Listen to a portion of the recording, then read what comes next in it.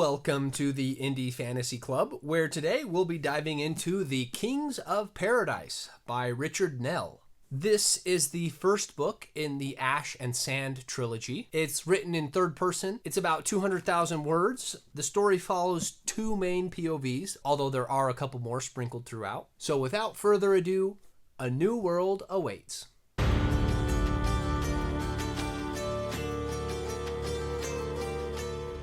The book mostly follows two main characters from completely different parts of the world. Ruka is a genius who can remember everything, including his own birth. But he's born disfigured, and he's born in a harsh, frozen wasteland where life is just rough. Their barbaric and primitive lifestyles are principally governed by a religious faction of women priestesses. Ruka must learn how to survive in these harsh conditions alone and eventually rise to fight for change. The other main character is Kale, who is from a much warmer island climate to the north. He's the fourth son of a king and therefore somewhat dispensable. Add to that the fact that he's a little bit of a stubborn kid, and he ends up getting placed into the Navy where he can learn some respect and manners. While there, Kale learns what it takes to be a true leader, all while discovering his own skills and potential, which could one day lead to the salvation of the kingdom itself. That's all I can really say as a sneak peek, because there's just so much to unpack with this book. I literally don't want to give anything away because I want you to experience the thrills of this story. So I can't wait any longer. Let's dive into this indie review. The immersion and world building easily gets a 9 out of 10 from me. Hands down, no question. But don't expect this author to hold your hand, especially with the Ruka POV. You really only learn piece by piece about how the South is ruled by women, despite the men being so rugged and feral and barbaric. You also get very little information about their gods until much later in the book, even though they are frequently referenced. But on top of all that, just the descriptions and the scenes that Richard paints in this book are just so vibrant. I really felt like I needed an extra blanket while I was reading the chapters in the South. I needed to snuggle into my warm bed just to keep that cold at bay. And yet you also get a sense of just how expansive this world is with the fact that these two POVs that you're reading about don't even know about each other. They are so far separated that they don't even know the other exists. That's how big the divide is. And Kale's POV from the island is just so rich with culture and expectations and politics. As Kale travels around the kingdom and beyond, you really get a sense for how expansive and deep this world is. It's absolutely incredible. I love this Ash and Sand world that he's created. To be quite frank, it might be one of my new favorites, even among traditionally published books. That's how good it was. The names, the characters of this story, hands down get a 10 out of 10.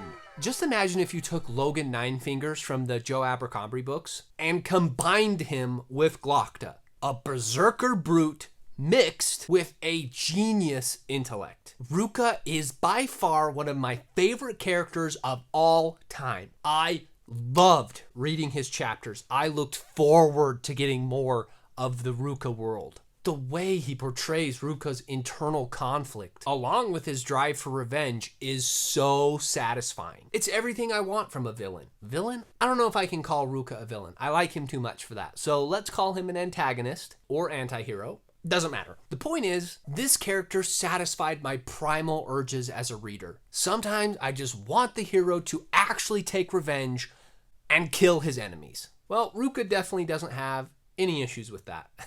Now, Kale, on the other hand, is a little bit more of a traditional hero. So there's plenty to love about him as well. Just a kid learning his place in the world, leading by example, overcoming the perceptions and the expectations that are placed upon him. It's just very satisfying on the other end of the spectrum to see that development in more kind settings. It just hits all the best tropes of a young budding hero. So I do like Kale as well for different reasons, but honestly, Ruka just made this book for me. But there's also other really great characters like Dela who get introduced a little bit later. You know, when you are like a quarter of the way through the book and they introduce a new character and you're just dreading, you've come so far and now you have to learn about and get started with a whole nother character. I felt that a little bit with Dela, but it was worth it in the end. Those characters had me hooked. after just a few chapters. I would actually honestly get so pissed off when we would switch POVs because he does such a great job of getting you invested in that character that when you have to switch, it's just so painful. And then you get invested in that chapter and then you have to switch again. It's a great problem to have when you want to read all of the chapters and you don't want to leave any of the POVs that you're involved with. So I think he does a phenomenal job with that. His characters were just so well written that I never wanted to leave any of them, which obviously is impossible for that multiple POV format. So that's how you know you have a great character, is when you don't want to leave that POV. All of their choices and conflict and dialogue felt right and realistic for each of their unique experiences. These characters drove the plot forward rather than the plot kind of dragging the characters along. I honestly can't say enough good things. I could probably keep going and going and going about how great these characters were in this book. I think if you're a fan of Joe Abercrombie, kind of that grim dark, you should give this book a try, because it does have some of that grimness to it, but it also gives you a little bit of relief with the hope of a hero's journey. So it's not quite as grim as those works, but it gives you a little bit of hope and sunshine. So it's almost a mix of the Joe Abercrombie worlds with like a Brandon Sanderson level of hope. So it's a good mix of the two. I think you would like it. The magic and creatures get a 7 out of 10 from me, but not for the reason that you might think. I was getting a little bit nervous as I was reading through this book, because even though I loved it, I was beginning to think that it was like a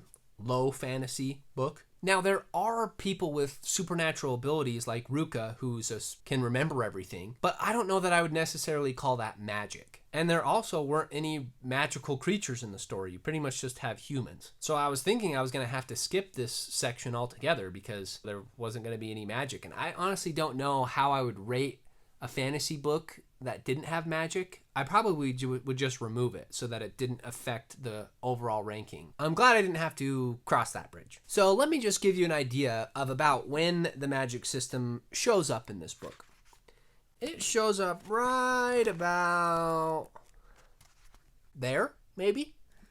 Maybe that's being generous. It's basically the very, very end we see the magic of this world. Now, the magic that does get introduced is very interesting, but because it is introduced so late, I just don't feel like we get a good grasp of what it is and how it will impact the overall story. I mean, we do. We definitely know what will happen with the magic, but it's just very sudden. We don't get as much of the like slow build of acquiring skills and learning lore and having a mentor that leads to a big dramatic event of using their powers. So although I don't think this is necessarily a bad thing, that's why it's ranked a little bit lower, is just because it comes in so late, it's not really well defined, and it moves really quickly. In fact, if it were me, I almost would have just wrapped up the book probably before the magic starts and just leave this for book 2 and just let us think that there isn't magic in this world. The author does hint at it a little bit, but just kind of slowly build it into the next book as opposed to kind of rushing a conclusion at the end of book 1. It is intriguing, it is fast-paced, it does leave a lot of questions, but I think it would have been served better as part of the next book instead of trying to cram it into the end of this one. Because with that said, even if this book didn't have any magic at all, it still would have been one of my favorite books I've read. For sure this year, but maybe of all the fantasy books I've ever read. That's how well it's written, in my opinion. But if you only like books that have magic as an intricate part of the story, then I can understand why this might turn you off a little bit. I wouldn't want to recommend this to you if you do highly value magic, but if you do like very simple magic or very insinuated magic, then I think this is a phenomenal, phenomenal story. The setup, the building of tension, and the payoffs were so incredible. I have to give the infrastructure and plot a 9 out of 10. Everything moved so naturally as a consequence of the decisions these characters made. And honestly, I don't want to talk too much about the plot because I really want you to experience it for yourself. But man, the way we see these characters progress from helpless to hero is so much fun to read. I'm telling you, the payoffs are so satisfying.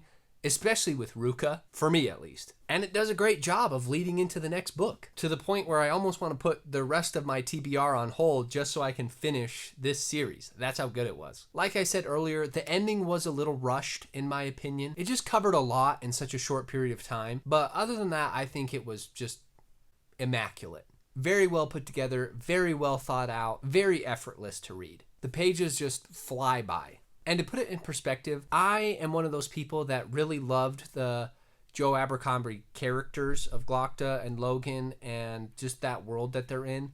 But I didn't necessarily like the plot, and it took me years after I read the first Law trilogy to actually come to terms that it is a good book, and I could not be so bitter about how it ended. So I'm one of those people, but I do still recommend Joe Abercrombie and his works. I do like the way that it's written now, but it's one of those that just leaves you with such a visceral reaction that it took me time to realize that there's no other way that that series could have concluded. With that said, I feel like with the Kings of Paradise, you get all of the greatness of the character development with an actual, in my opinion, satisfying or enjoyable ending that doesn't leave the reader quite so bitter.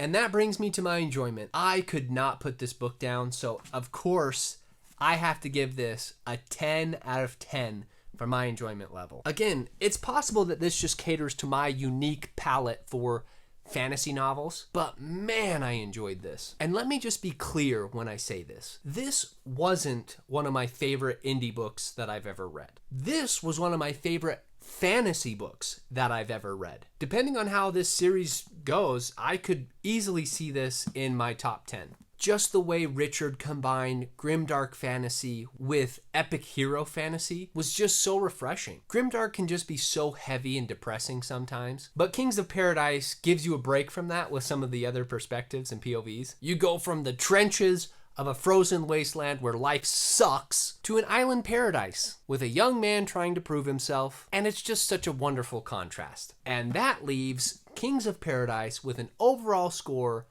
of 9 out of 10. I would highly recommend this book if you do like grimdark, with a little bit of hope sprinkled throughout. So I will have the cover facing out when I put this on the shelf. Now I must say it's a good thing that design isn't one of my ranking criteria, because this book definitely leaves me wanting in that department. The map is very basic and kind of dark and doesn't have a ton of details to it.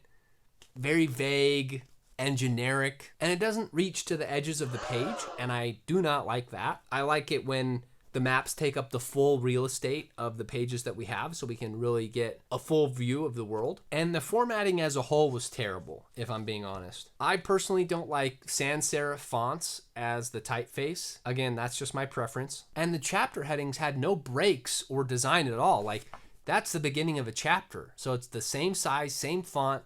It doesn't go halfway down the page. It's small. So you know when there's a new chapter, but it just, I don't know, I feel like it just is so sloppy in the formatting to just throw a number up there in the same size. And I don't know, I just think it's really poorly formatted. So visually, aesthetically, for that reason, it was almost hard for me to get into. I wasn't looking forward to it because the formatting was so bad. I expected it to be almost like a bad indie book that had bad grammar, bad spelling, but that wasn't the case. But the chapter heading formatting was not good. So honestly, it kind of felt like I was reading a manuscript rather than like a finished product, just from a layout perspective. And then the cover itself, I don't know. I just feel like it could have been so much better. Either some symbolism between the warm sands and the icy tundra, or maybe Ruka covered in runes at that trial with everyone around him, or even just this same cover but with Ruka standing on the shores covered in blood staring out at the ocean. I think that would have been really cool. I don't know. I'm not really a designer, but this just really didn't do it for me. If I were judging a book by a cover, I probably wouldn't have picked this one up, which is just a tragedy. So enough of that little rant. Let's get this book added to the shelf. Cover facing, even though the cover sucks.